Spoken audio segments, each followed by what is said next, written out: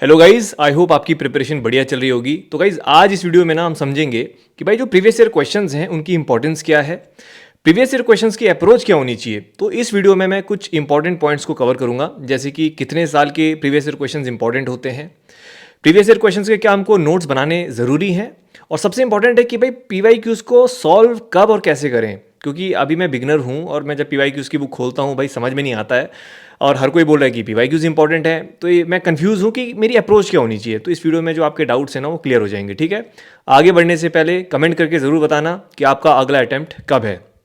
चलिए, अब देखिए यहाँ पे ना पहले पीवाईक्यूज़ की इंपॉर्टेंस समझते हैं। देखो, एक सिंपल सी चीज़ आप समझ लीजिए, कोई भी कोचिंग हो, कोई भी मेंटर हो, कोई भी एजुकेटर है, अगर उनके पास अच्छा खासा एक्सपीरियंस है, ठीक है, अगर वो आपको कुछ गाइड कर रहे हैं, आपको कुछ चीज़ें बता रहे हैं, तो वो एक जो पीवाईक्यूज़ है ना, ये सबसे बड़ा सोर्स होता है।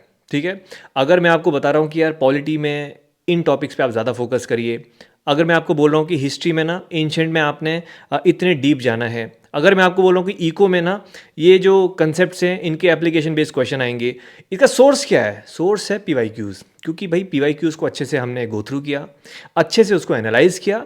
ये आप भी कर सकते हैं, लेकिन ऑब्वियसली बिगिनिंग जब आप अपनी प्रिपरेशन कर रहे हैं तो आपको थोड़ा टाइम ज़्यादा लगेगा, कनेक्ट करने में चीज़ों को ज़्यादा टाइम लगेगा। तो इसीलिए जो पीवाईक्यूज़ हैं वो इंपॉर्टेंट हो जाते हैं। तो यानी कि जो पीवाईक्यूज़ है ना वो काइंड ऑफ आपको एक डायरेक्शन देते हैं कि भाई मैं यूपीएससी की प्रिपरेशन मैंने स्टार्ट करी है, लेकिन अब प्रिपरेशन तो स्टार्ट कर दी है, ये मेरे रिसोर्सेज हैं, लेकिन भाई यूपीएससी किस तरीके से सवाल पूछेगा। अब अगले साल मेरा अटेम्प्ट है, पॉलिटी से कैसे क्वेश्चन आएंगे, इकोनॉमिक्स से कैसे क्वेश्चन आएंगे। तो जब आप पीवाईक्यूज़ गो थ्रू करते हैं ना तब आपको समझ में आता है कि यार पॉलिटी से ना इस तरीके से क्वेश्चन बनाए गए हैं। अच्छा, यूपीएससी इतने डीप में जाके क्वेश्चन पूछता है। अच्छा, हिस्ट्री से जो आपकी टाइमलाइन है यहाँ से क्वेश्चन थोड़े ज़्यादा आ रहे हैं। अच्छा, पॉलिटी में फैक्ट्स बेस्ड क्वेश्चन ज़्यादा आ रहे हैं। अच्छा, इको में ना जो कंसेप्ट्स हैं उनके एप्लीकेशन बेस्ड क्वेश्चन आ रहे हैं। अच्छा, एनवायरमेंट और साइंस एंड टेक है तो इसमें करंट रिलेटेड क्वेश्चन थोड़े ज़्यादा पूछे जा रहे हैं।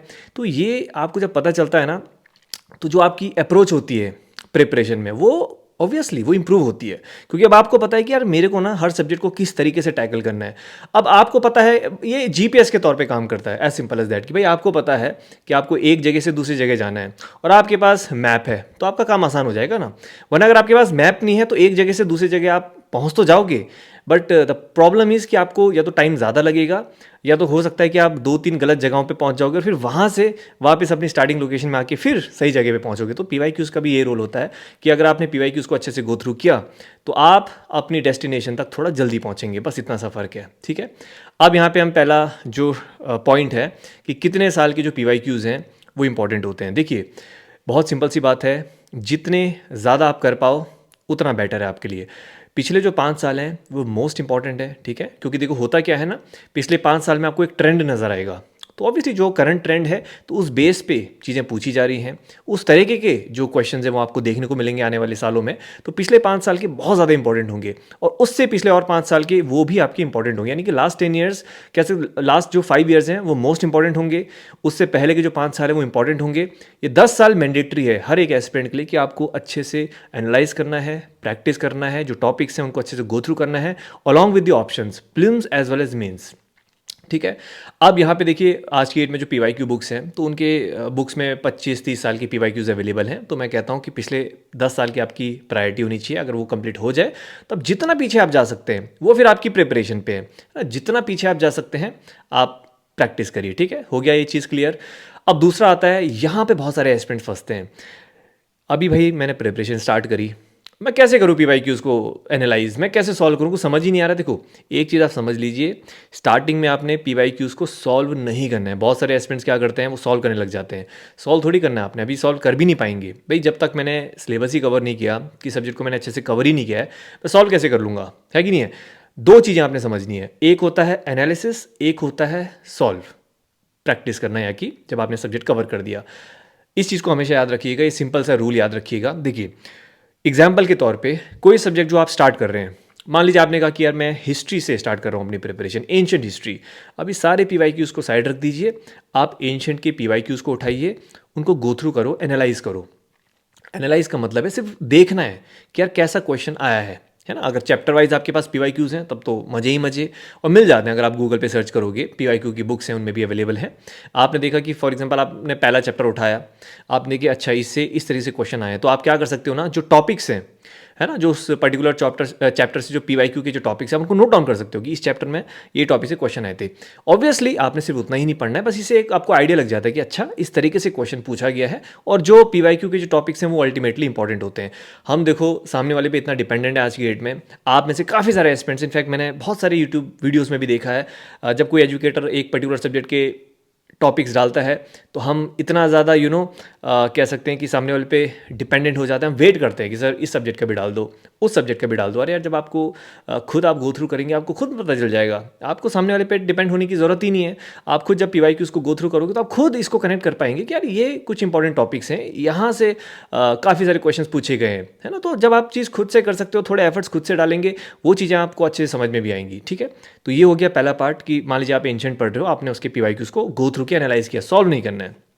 ठीक है, अब दूसरी सिनेरियो आता है कि मान लीजिए आपने एंशिएंट हिस्ट्री कवर कर लिया है। ठीक है, अब आप मान लीजिए हिस्ट्री आपने पूरा कवर कर लिया, इसके बाद आप पढ़ेंगे पॉलिटी। अब आप क्या करेंगे, सेम, अब जैसे आप पॉलिटी आपने स्टार्ट किया है तो पॉलिटी के जो PYQs उनको करेंगे एनालाइज।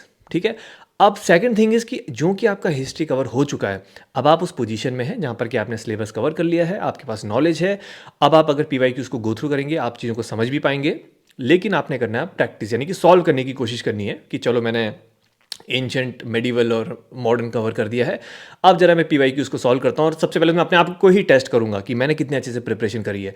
तो फिर ऑब्वियसली फिर वहाँ पे आप क्वेश्चंस लगाएंगे, बहुत सारे क्वेश्चन लगेंगे, बहुत सारे नहीं लगेंगे, फिर उसके बाद और डिटेल्ड एनालिसिस आप करेंगे फिर, क्योंकि अब जो एनालिसिस आप करेंगे ना वो आप अच्छे से समझ पाएंगे कि चलिए बहुत सारे क्वेश्चन में लगा पाया, बहुत सारे क्वेश्चन नहीं लगा पाया, ये कुछ और, क्योंकि होगा क्या ना, स्टार्टिंग में जब आप एनालिसिस करेंगे तो सारी चीज़ें समझ में नहीं आएंगी, मोटा मोटा समझ में आएगा। स्टार्टिंग में आपको सिर्फ मोटा मोटा समझ में आएगा, वो सफिशिएंट है उस सब्जेक्ट को स्टार्ट करने के लिए। लेकिन जब सब्जेक्ट आपका कवर हो जाएगा उसके बाद सॉल्व भी आप करेंगे और डिटेल्ड एनालिसिस भी करेंगे, है ना, यानी कि अच्छे से PYQs को गो थ्रू करेंगे, prelims as well as mains, इस चीज़ का ध्यान रखिएगा। ठीक है, तो इस तरीके से आपकी अप्रोच होनी चाहिए। जब पॉलिटी आपका डन हो जाएगा फिर पॉलिटी के PYQs को सॉल्व करिए, फिर उसके बाद मान लीजिए इकोनॉमिक्स में आएंगे तो इकोनॉमिक्स की जो PYQs है उनको एनालाइज करिए, and then solve the PYQs of polity.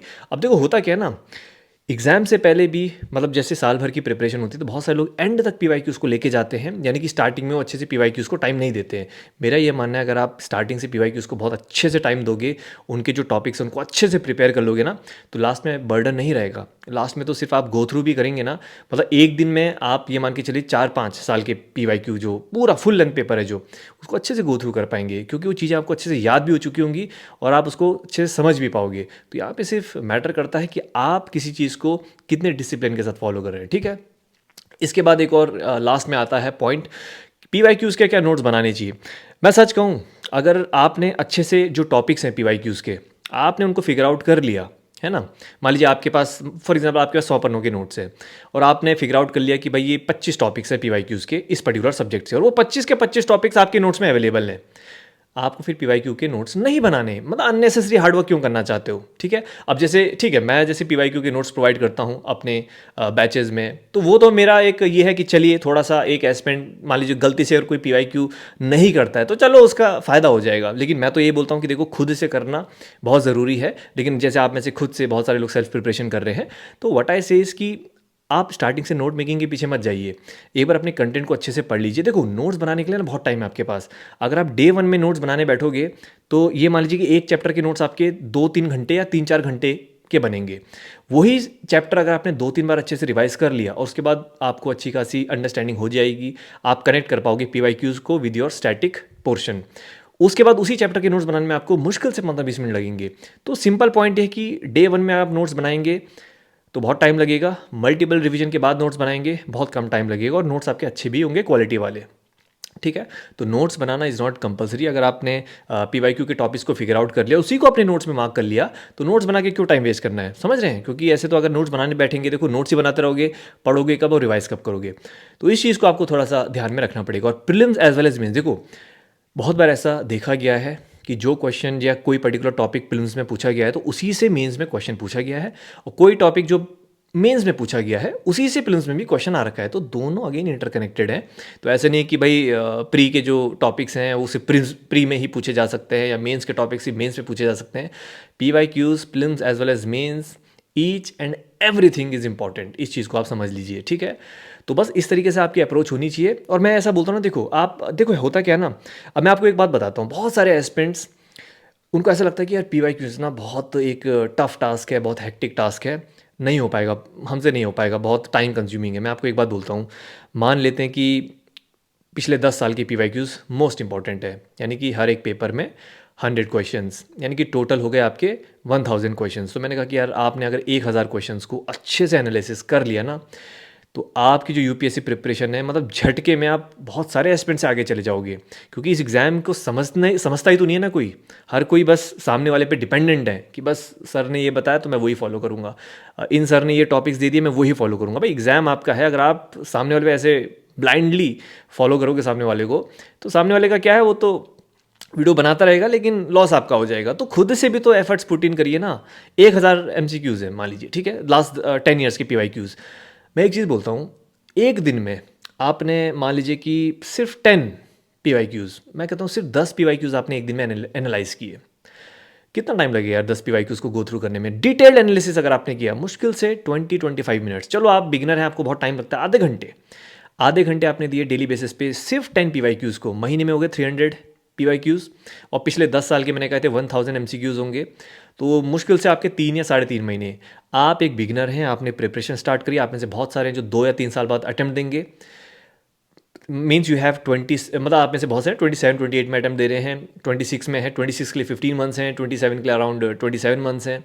तो मतलब आप में से 20-25 महीने बाद एग्जाम है आपका, और ये PYQs आपके सिर्फ 3-4 महीने में अच्छे से प्रिपेयर हो जाएंगे। प्रिपेयर इन द सेंस कि आप अच्छे से उसको एनालाइज कर पाओगे।